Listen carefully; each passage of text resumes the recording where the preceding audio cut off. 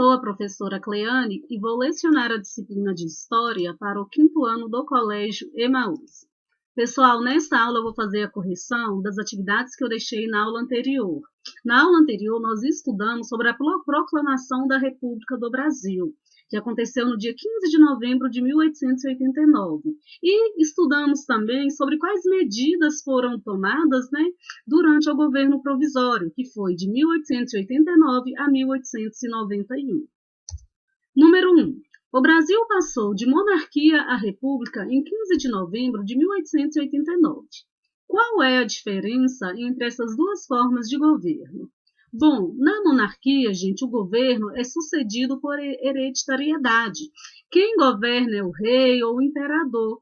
O governo ele não é eleito pelo povo. O governante ele fica no poder até a sua morte. Quando eu falo que o governante fica no poder até a sua morte, gente, temos que entender que podem acontecer alguns movimentos na política que podem retirar o governante, do poder, como aconteceu no Brasil. No Brasil, a monarquia ela foi derrubada e foi instaurada uma república. Então, no caso do Brasil, o segundo imperador do Brasil, Dom Pedro II, ele não ficou no poder até a sua morte. Quando fala que o governo ele é sucedido por hereditariedade, quer dizer que o trono, o governo, ele é repassado de pai para filho. Na República, o governante ele governa por um período determinado. É o mandato, Esse mandato, geralmente aqui no Brasil, de presidente, são 4 anos. É o período em que o governante ele está no governo. O governante ele é eleito pelo povo. 2. Quem foi o primeiro presidente do Brasil? De que forma foi eleito? O primeiro presidente do Brasil foi Marechal Deodoro da Fonseca, tendo como vice Floriano Peixoto. Ele foi eleito por meio de eleições indiretas. O que foram as eleições indiretas? Não teve a participação da população. Não foi a população que votou e que elegeu. Foi uma pequena minoria. Nos dias atuais, as eleições para presidente no Brasil são indiretas? Explique. Não. Atualmente, as eleições são realizadas de forma direta. É a população que elege, que vota em seus governantes. As eleições indiretas no Brasil, gente, aconteceram em 2 momentos específicos. Em 1891, quando o Congresso elege Marechal Deodoro da Fonseca como presidente do Brasil, e em 1985, quando há eleições indiretas também, pondo fim ao regime da ditadura militar no Brasil. 4. Quais medidas foram tomadas durante o governo provisório?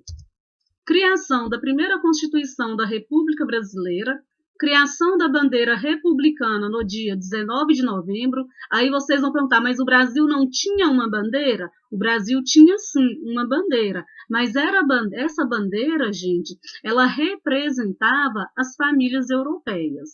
Eu trouxe para vocês nessa aula as mudanças que aconteceram na bandeira do Brasil. A criação do registro de nascimento e do casamento civil e a nacionalização de todos os estrangeiros, ou seja, aquelas pessoas que estavam de forma ilegal no Brasil foram naturalizadas não, receberam a cidadania brasileira. 5. Quais grupos estavam descontentes com o governo monárquico? Por quais motivos? Eram os militares, gente, que voltaram da Guerra do Paraguai fortalecidos, porque lutaram na guerra e venceram a guerra. Então, eles queriam mais reconhecimento do governo imperial, eles queriam aumento de salário e também queriam maior participação na vida política. Só que eles não tiveram isso.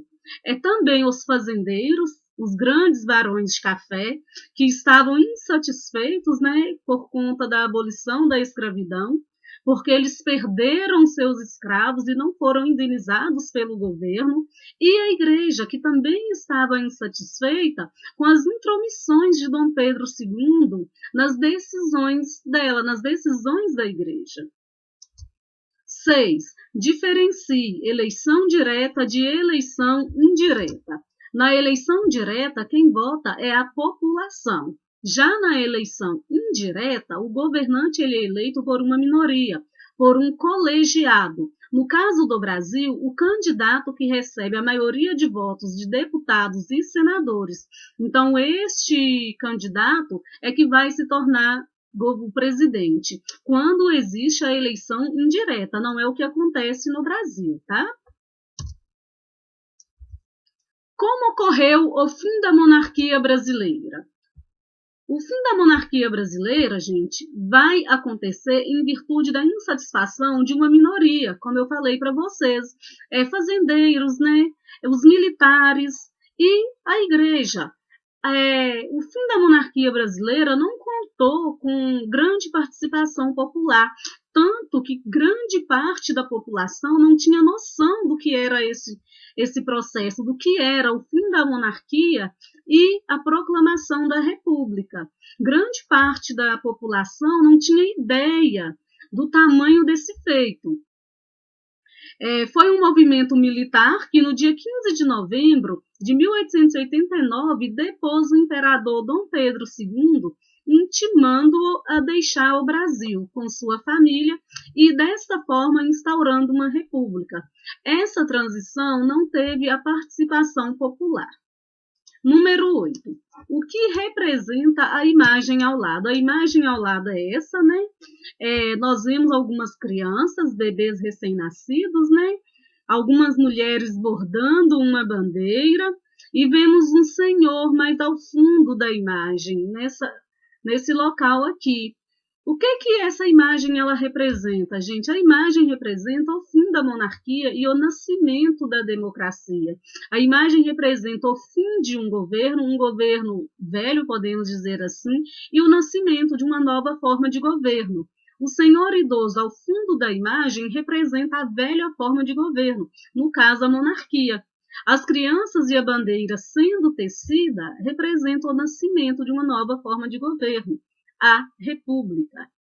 Bom, finalizamos a correção. Vamos continuar com o conteúdo, seguindo aquela linha de acontecimentos, né, que eu mostrei para vocês na aula anterior. Nós vamos estudar agora a Primeira República, que vai de 1891 até 1930. Na Primeira República, gente, nós vamos ter de 1891 a 1894 um governo militar, Marechal Deodoro e Floriano Peixoto. Em 1891, vocês lembram que Deodoro da Fonseca ele tinha sido eleito presidente por voto indireto? Então, ele vai sofrer muita pressão, ele vai deixar de ser popular, ele não vai agradar mais a todo mundo. Então, ele vai abrir mão da presidência. Então, em 1891, quem vai assumir vai ser o seu vice, Floriano Peixoto, que vai governar o país até 1894. Em 1895, assume um outro presidente. Neste período de 1895 até 1930, esse período da Primeira República vai ficar conhecido como República Oligárquica. Por que república oligárquica? Oligarquia, pessoal, é quando uma pequena minoria tem controle sobre o governo. Uma pequena minoria é que assume o governo. Então, neste período, também vai ficar conhecida como política do café com leite. Por que política do café com leite? Os governantes que vão suceder a presidência do Brasil vão ser governantes indicados por Minas Gerais, apoiados pelo estado de Minas Gerais, e governantes apoiados pelo estado de São Paulo. Eram os dois estados neste período que possuíam maior desenvolvimento econômico, né? Eram os dois estados que tinham maior poder para indicar governantes. Por isso que esse período fica conhecido como política do café com leite. O café produzido no estado de São Paulo e o leite produzido em Minas Gerais. conhecido como governo oligárquico, né? Porque poucas pessoas ou famílias revezavam no poder. Quando tinha o governante de Minas Gerais, no próximo mandato era o governante de São Paulo. No próximo mandato, o governante de Minas Gerais. E aí ia fazendo este revezamento. Nesse período também vai predominar uma prática política chamada de coronelismo. O que foi o coronelismo? Os coronéis, assim chamados, gente, eles eram grandes proprietários rurais, eles eram grandes fazendeiros que dominavam toda a região, que exerciam influência sobre toda a região. Por quê? Eles eram as pessoas que tinham poder econômico e acabavam controlando as outras pessoas. Como assim controlando as outras pessoas? Em troca de favores. Em troca de favores, as pessoas podiam votavam nos candidatos indicados pelos coronéis. Em muitos casos, gente, havia inclusive até perseguição. Aquela pessoa que não votava no candidato que era indicado pelo coronel, ela podia ser perseguida, inclusive. Então, esses coronéis, eles realizavam esse domínio. E, de certa forma, isso prejudicava, né, gente, o desenvolvimento da República, o desenvolvimento governamental, social, prejudicava a participação da população ativa na política. Por quê? Porque a população ela não tinha liberdade para escolher o seu candidato. A população não tinha liberdade nesse período para escolher o candidato que melhor a agradasse. Nessa charge aqui representa muito bem como que era essa política do café com leite. Nós temos aqui a cadeira representando a cadeira da presidência da República, nós temos um coronel, né, representando um coronel de Minas e um coronel de São Paulo. E aqui, gente, nós vemos os outros estados tentando chegar, né, tentando conseguir essa participação ativa na política do Brasil. É uma charge de Storni publicada na revista Careta em 1925. Como que era a economia e a política durante a Primeira República? A economia continuou tendo no café, né, sua principal fonte, principal atividade econômica. Nesse período vai haver a instalação de novas indústrias no Rio de Janeiro e em São Paulo. Por que neste período? A Europa vai estar se desenvolvendo e neste período o Brasil importava produtos industrializados da Europa. Só que a Europa vai estar passando por alguns problemas, por crises financeiras. E o Brasil vai precisar acompanhar a modernidade, vai precisar acompanhar o desenvolvimento. Também foram definidos os limites territoriais entre o Brasil e os outros países, os limites territoriais atualmente do Brasil, tá? Nessa imagem aqui nós temos a inauguração do Palácio dos Correios, né? O desenvolvimento do sistema de correios evidencia os primeiros passos da modernização do comércio brasileiro. Eu trouxe aqui para vocês a bandeira, como eu falei. Essa era a bandeira do Brasil até 1889. Essa bandeira do Brasil, observem que a cor amarela era a cor da Casa Real de Habsburgo e Lorena. Era uma homenagem à primeira esposa de Dom Pedro I, Dona Leopoldina. O verde vai representar a cor da Casa Real de Bragança, pertencente à família de Dom Pedro I, os monarcas de Portugal. Ou seja, as cores da bandeira não tinham nada a ver com o Brasil, né? Quando instaura a República, vai haver uma mudança na bandeira do Brasil. Vai prevalecer essa bandeira aqui, que vai se tornar o símbolo máximo, né, de representação da nação brasileira.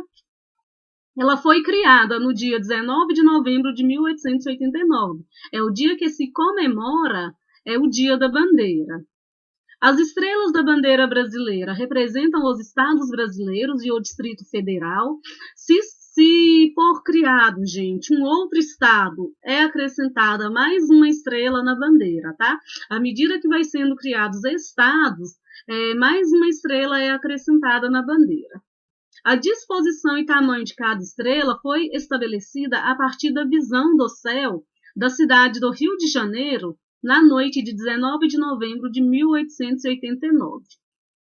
Atualmente, a cor verde representa a nossa natureza, o amarelo, a riqueza mineral, o azul simboliza o céu e os rios, o branco significa o desejo pela paz.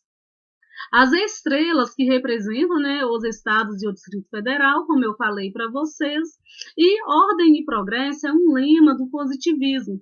O positivismo era uma corrente filosófica popular da época. Bom, finalizamos a aula. Na próxima aula nós vamos continuar estudando sobre a Primeira República.